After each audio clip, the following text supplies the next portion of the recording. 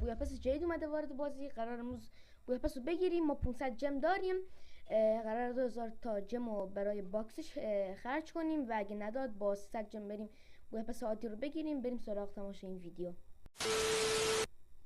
بچه وارد بخش استور میشیم و آیتم ها رو میزنیم و گزینه سوم هر باکسش هم 10 جمه. اول ما با یه 5 باکس شروع میکنیم، میزنیم و هیچی نداد.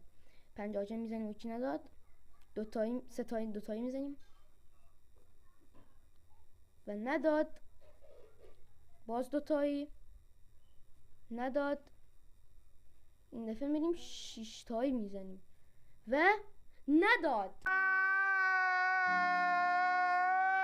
بله اصلا نداد.